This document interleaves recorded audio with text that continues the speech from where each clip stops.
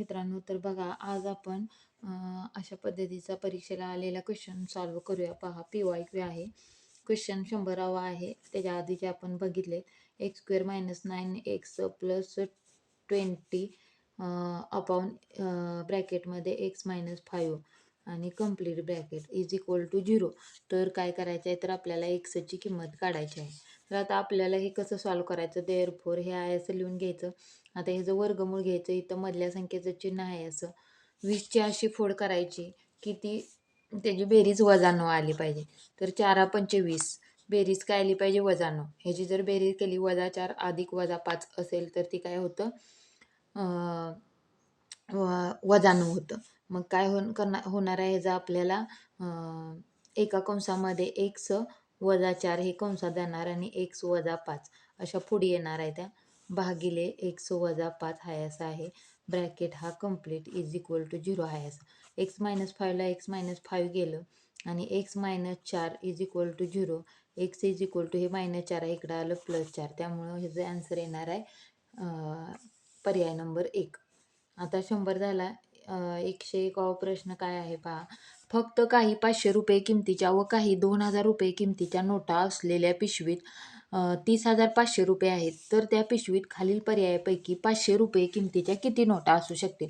तर आपल्याला त्यांनी एवढं दिले की 500 रुपयाच्या, तर आपण 500 रुपयाच्या x नोटा घ्यायच्या आणि किती त्या 2000 रुपयाच्या आपण काय घ्यायच्या y नोटा आहेत. त्या पिशवीत एकूण पैसे किती आहेत, 30,500 रुपये आहेत. हे आपण काय फक्त लेखी गणित आहे, ते फक्त आपण समीकरणामध्ये मांडलं. 500 रुपयाच्या x नोटा आणि 2000च्या y नोटा मिळून एका पिशवीत 3,500 रुपये आहेत. तर आता आपण कसं करायचं, तर काय सांगितलं त्याने आपल्याला 500 रुपये किमतीच्या नोटा विचारलेत. तर आता आपण डिवाइड 500, 500नं काय करूया, डिवाइड 500 ऑन बोथ साईडला आपण 500नं भागून घेऊया.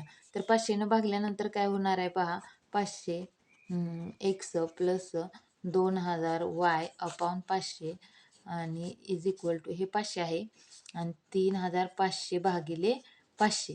तर अशा पद्धतीनं आपण 500नं भागून घेतल्यानंतर ह्या 500ला हे 500 जातात, 2 शून्याला 2 शून्य जातात, 5 चोक 20, इथं 4 y येतात. मग काय येणार आहे आपलं इथं x प्लस 4y. आता ह्याचा भाग घालून घेऊया. 500ला 500 गेलं, 5 × 30 आणि 5 × 5 इथं 61 येणार आहे. हे आपलं समीकरण झालं. तर आता आपण काय करायचं, आन्सर पर्यायावरून काय करायचं, आपण आन्सर काढणार आहे. तर आता आपण 23 घेऊन बघितलं. 23 घेऊन बघितलं इथं काय करणार आहे, 500च्या नोटा 23 घेऊन बघितल्या. तर आता आपल्याला काय आलं पाहिजे, इथं किंमत आली पाहिजे किती, 30,500 आली पाहिजे. तर आता आपण प्रथम काय करूया, 23 घेऊन बघितलं. 500च्या नोटा 23 अधिक 4y बरोबर 61. 4y फर्स्ट आपण काय करूया, 23 घेऊन बघूया. नंतर काय येणार आहे, 61 वजा 23 आणि 61तनं 23 गेलं किती राहतात पहा, किती राहतात, तर 8 राहतात. नंतर 5तून 2 गेलं 3 राहतात. वाय 4 असते 28, 4 8 32, 4 9 36, 4 10 40. तर हे काही येत नाही, हे आन्सर येत नाही आपलं. दिस रॉंग. कारण का तर काय होतं, भागच जात नाही 4नं परत. 4नं परत पूर्ण भाग जात नाही, त्यामुळे हे आन्सर रॉंग आहे. सेकंड घेतलं आपण 39 घेतलं, तर घेऊन बघूया. 39 अधिक 4y बरोबर 61. 4y बरोबर 61 वजा 39. तर आता आपण काय करणार आहे, घालवणार आहे. 11तून 9 गेले किती राहतात, तर 2 राहतात आणि 5तून 3 गेलं पण 2 राहतात. तर ह्याला पण जात नाही भाग, पूर्ण भाग 4नं. 4 पंचे 20, 21, 22 हे पण रॉंग आहे. हा पण पर्याय रॉंग आहे. थर्ड घेऊन पाहूया.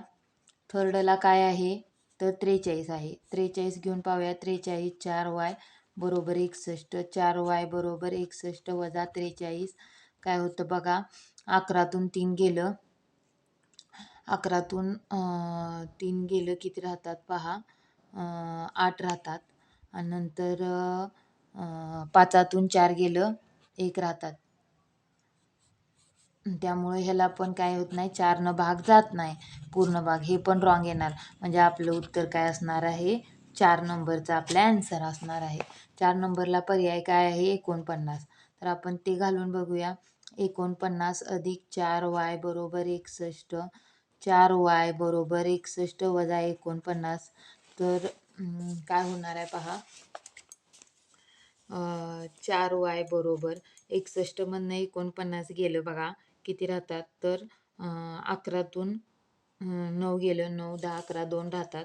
आणि 5तून 4 गेले 1 राहतात. तर y इज इक्वल टू 12/4, 4 1 4, 4 त्रिकोण 12, y बरोबर 3. हे आपला ॲन्सर आलेला आहे.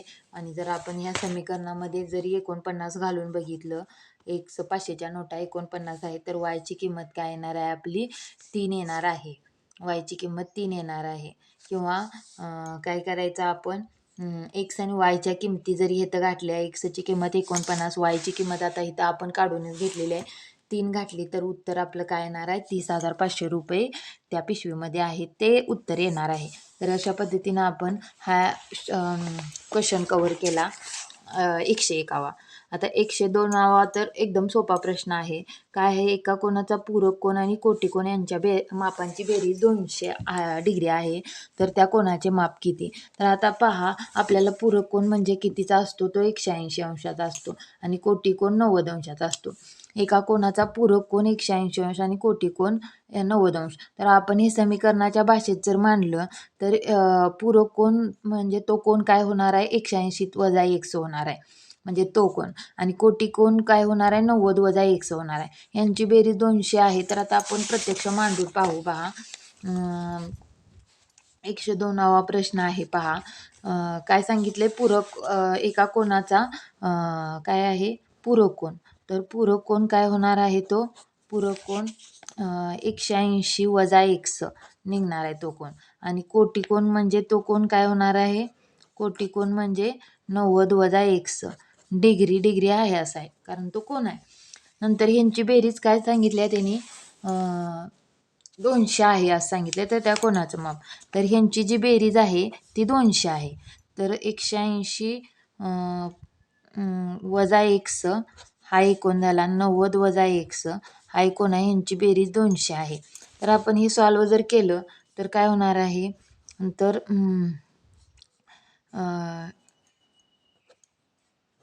यांची 180 90ची बेरीज 270 येणार आहे, वजा 2 100 बरोबर 200. तर आता हे 2 100 पलीकडे घालवायचं, 270 वजा हे 200 वजा होणार आणि वजा 2 100 आहे ते पलीकडे गेलं, अधिक 2 100 होणार आहे. तर ह्याच्यातून गेलं 70 येतं आणि 100 बरोबर हे 2 गुणाकारात इथं आलं भागाकारात, भाग घालवला तर काय येणार आहे, 2 त्रिक 6, 7 2 पंचे 10, 35 डिग्री हे 100चा ॲन्सर येणार आहे. तर आता आपलं पर्यायामध्ये 35 डिग्री जे आहे उत्तर, तेच आपलं पर्याय नंबर 1 हे ॲन्सर आहे. तर आता आपल्याला बघा, हा आलेख दिलेला आहे की विद्यार्थ्यांची उपस्थिती दिलेला आहे, उपस्थितीचा आलेख दिलेला आहे, त्याच्यावरनं आपल्याला क्वेश्चन सॉल्व करायचे आहेत. आता आलेखावरले प्रश्न सोपे असतात. आलेखावरले प्रश्न सोपे असतात, परंतु काय असतं, तर त्यांनी आपल्याला प्रमाण कसं दिलेलं आहे, वाय अक्षावर 1 सेंटीमीटर म्हणजे शेकडा 5 दिलेला आहे. तर ह्याचं निरीक्षण करून घ्यायचं आहे आपल्याला. तर आता आपल्याला प्रश्न बघा त्यांनी कसा विचारला आहे, ऑक्टोबर महिन्याची विद्यार्थी उपस्थिती ऑगस्ट महिन्याच्या शेकडा कितीने जास्त आहे. तर त्यांनी आपल्याला हे अपूर्णांकाच्या भाषेत जे दिलेले आहेत पर्याय, ते आपल्याला उत्तर चुकवण्यासाठी दिलेले आहेत. तर आता आपण इथं पाहू शकतो की काय सांगितलेलं आहे, ऑक्टोबर महिन्याची उपस्थिती, ही ऑक्टोबर महिना आहे, ऑक्टोबर महिन्याची उपस्थिती आहे शेकडा 90 आणि ऑगस्ट महिन्याची उपस्थिती आहे शेकडा 80. कितीने जास्त आहे, तर शेकडा 5, 1 सेंटीमीटर म्हणजे 5 आहे. आता हे 5 आणि हे 5 10, शेकडा 10ने जास्त आहे, तर याचं उत्तर येणार आहे शेकडा 10. तर उत्तर काय आलेलं, शेकडा. तर हे फक्त उत्तर चुकवण्यासाठी आपल्याला दिलेलं आहे. 104चं उत्तर काय येणार आहे? किती महिन्यात विद्यार्थ्यांची शेकडा उपस्थिती 5 महिन्यातील शेकडा सरासरी उपस्थितीपेक्षा कमी आहे? तर आता आपल्याला इथं शेकडा उपस्थिती काढून घ्यायची आहे. तर आता आपण इथं जर शेकडा उपस्थिती काढली, प्रत्येक महिन्याची उपस्थिती इथं दिलेली आहे बघा. इथं रफ वर्क केलेलंच आहे आधीच. 60 हे जे दिलेले आहे ते आहे 75, हे जे 80 आहे. सप्टेंबर महिन्याची पहा 65 आहे. ऑक्टोबर महिन्याची 90 आहे. भागिले हे सगळे किती जण आहेत? 1 2 3 4 5. सरासरी म्हणजे एकूण भागिले 5 जण आहेत म्हणून भागिले केलं. 370/5. तर हे आलेलं आहे किती? 5 एके 5, 5 असते 35, 36, 37, उरले 2, 5 5 चोक 20. बरोबर आहे का? तर 74 आलेली आहे. तर 74पेक्षा कमी सरासरी किती महिन्याची आहे हेच आपल्याला प्रश्नामध्ये विचारलेलं आहे. उपस्थिती 5 महिन्यातील शेकडा उपस्थितीपेक्षा कमी आहे. सरासरी उपस्थितीपेक्षा ह्या 5 महिन्यापैकी किती उपस्थिती कमी आहे? तर 74पेक्षा उपस्थिती किती जणांची कमी आहे? तर जूनची पण 74पेक्षा कमी आहे आणि सप्टेंबर महिन्याची पण कमी आहे 74पेक्षा. 65 आहे ना सप्टेंबर महिन्याची. तर 2 महिन्याची कमी आहे सरासरी पेक्षा. म्हणजे त्याचं उत्तर काय आलेलं आहे? 2 आलेलं आहे. तर आपण अशा पद्धतीनं हे आलेखावरले पण प्रश्न सोडवले आणि लेखी प्रश्न सोडवले आणि एक क्वाड्रॅटिक इक्वेशनचा प्रश्न दिलेला आहे, तो आपण ह्याच्यामध्ये फोड करून सोडवलेला आहे आणि कॅल्क्युलेशनचा भाग पण आहे. एक क्वाड्रॅटिक इक्वेशन वरती दिलेला आहे आणि कॅल्क्युलेशन करायला सांगितलेलं आहे. तर ते आपण सॉल्व केलेलं आहे. तर थँक्यू.